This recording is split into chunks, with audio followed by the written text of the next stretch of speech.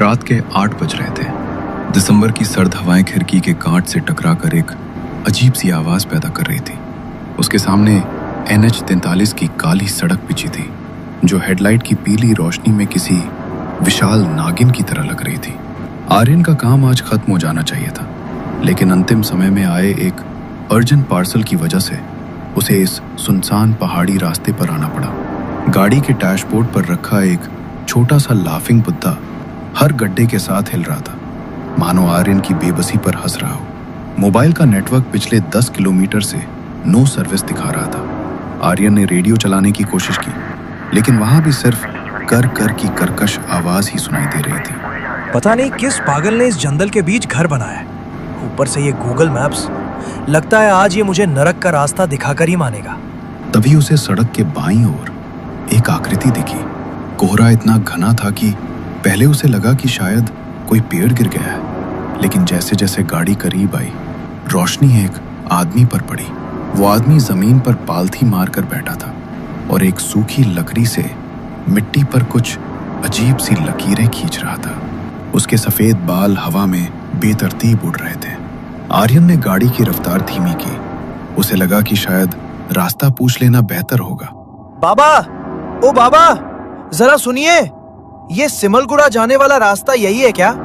आदमी ने सिर उठाया और एक भयानक सी हंसी हंस पड़ा, जिसे देखकर आर्यन को अजीब सा लगा। लेकिन जैसे ही आर्यन ने ध्यान से उसकी तरफ देखा, वो आदमी वैन के पास बिल्कुल सामान्य सा खड़ा था। आर्यन को लगा शायद ये उसका वहम था। उसने खुद को संभाला और फिर से जोर से आवाज दी, ओ बाबा, जरा सुनिए, ये सिमलगुड़ा जाने वाला रास्ता यही है क्या? यहाँ रास्ते खत्म नहीं होते बेटा, यहाँ सिर्फ चक्का शुरू होते हैं। पीछे मुड़ जा, अभी भी समय की एक लकीर बची है। बाबा, रास्ता पता है तो बताइए, पहेलियां मत बुझाइए। वैसे ही बहुत देर हो चुकी है। देर तो तब हुई थी जब तूने इस पुल को पार किया था। जा, देख ले अपनी दुनिया, अगर ढूंढ सके तो। आर्यन ने बड़बड़ाते हुए कांच ऊपर चढ़ाया और एक्सेलरेटर दबा दिया। उसे लगा कि कोई सनकी बूढ़ा है जो बस उसे डरा रहा है, लेकिन जैसे ही उसने रियर व्यू मिरर में पीछे देखा, उसके रोंगटे खड़े हो गए। वो आदमी वहां नहीं था। सड़क एकदम सपाट और खाली थी, जैसे वहां कोई था ही नहीं। कोहरा अचानक इतना घना हो गया कि उसे बोनट के आगे कुछ भी दिखना बंद हो गया। उसने गाड़ी की रफ्तार बढ़ा दी।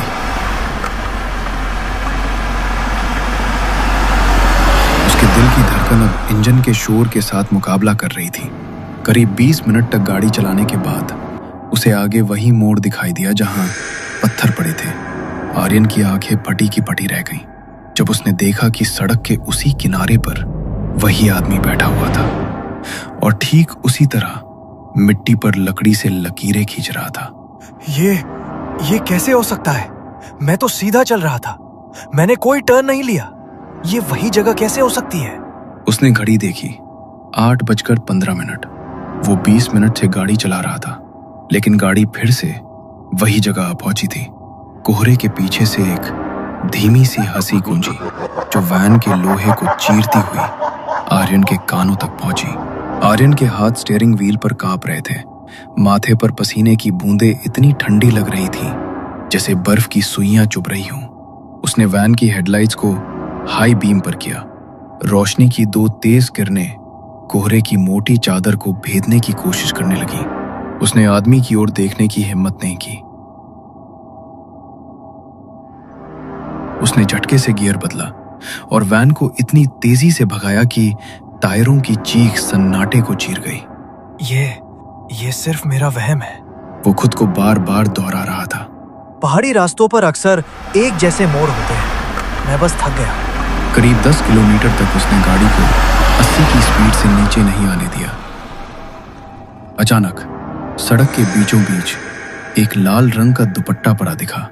आर्यन ने गाड़ी नहीं रोकी और उसके ऊपर से निकल गया, लेकिन ठीक 5 मिनट बाद वही लाल दुपट्टा फिर से हेडलाइट की रोशनी में चमका। आर्यन का गला सूख गया। उसने फिर गाड़ी निकाली।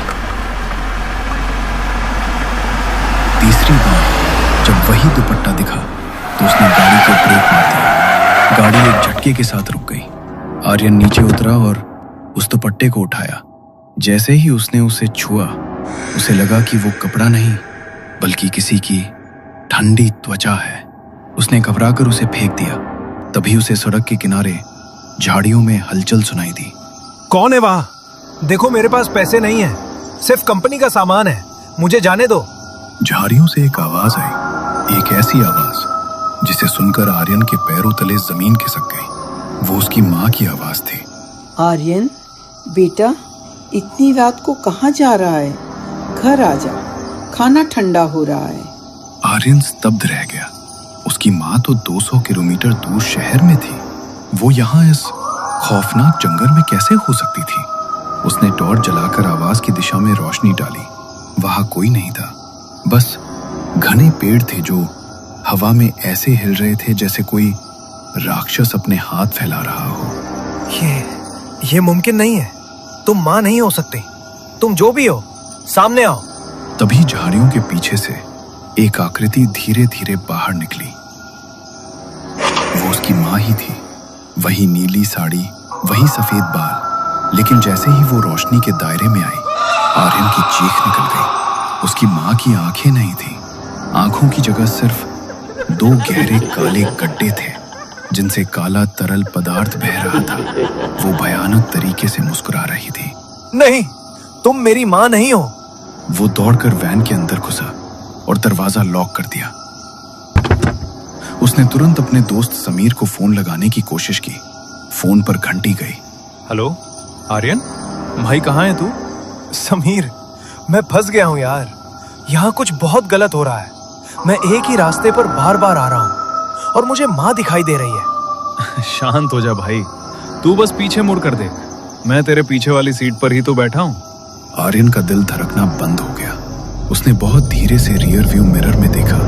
पीछे वाली सीट खाली थी, लेकिन फोन पर समीर की हंसी गूंज रही थी।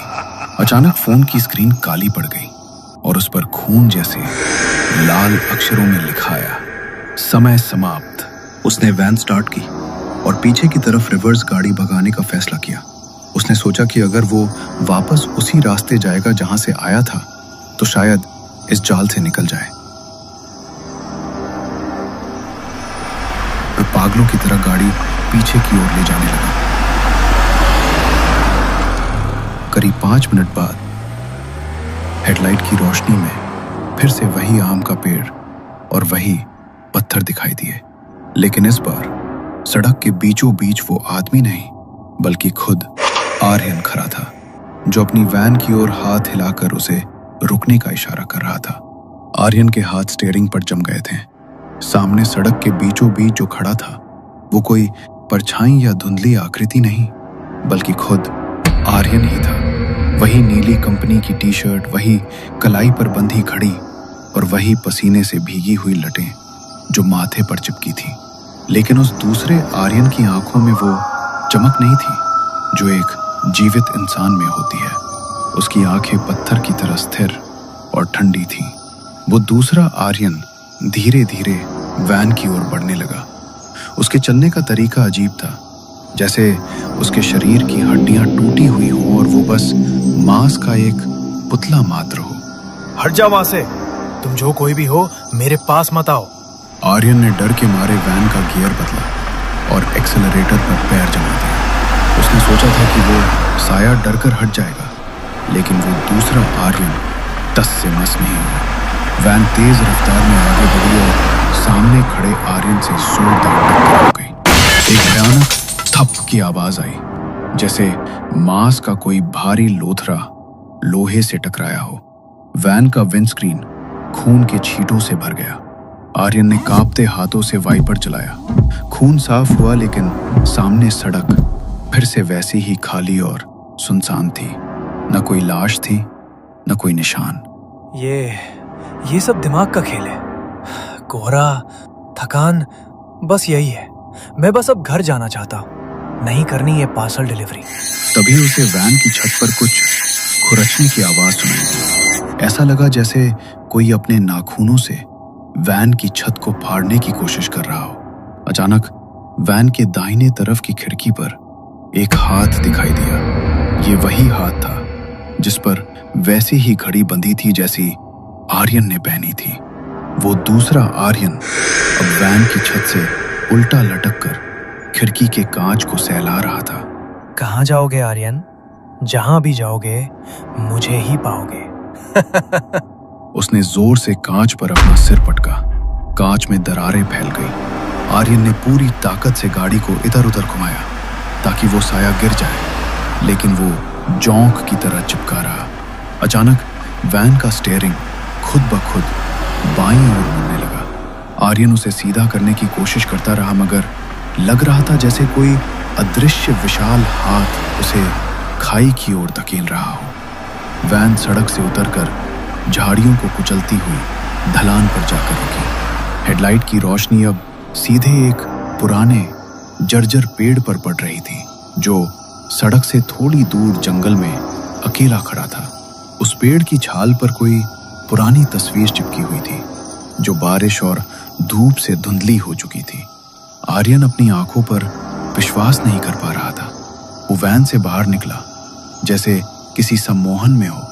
वो उस पेड़ के पास पहुंचा और धूल मिट्टी झाड़ी। तस्वीर साफ हुई। वो तस्वीर उसकी खुद की थी।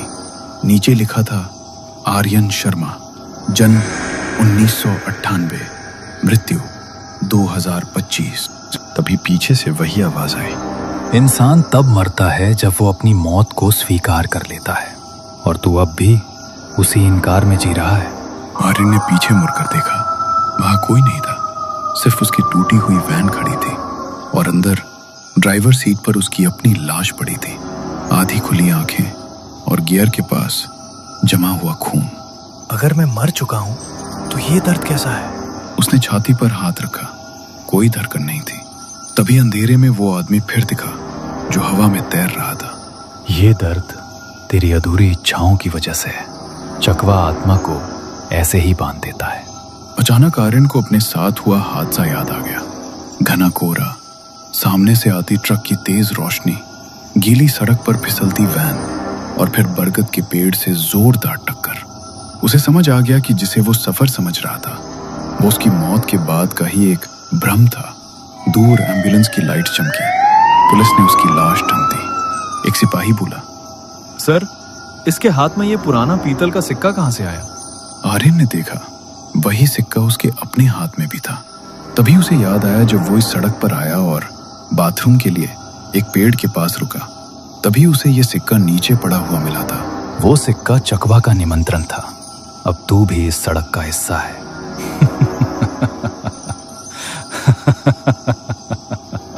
कोहरा फिर गहराया और दूर से एक नई गाड़ी आती दिखी।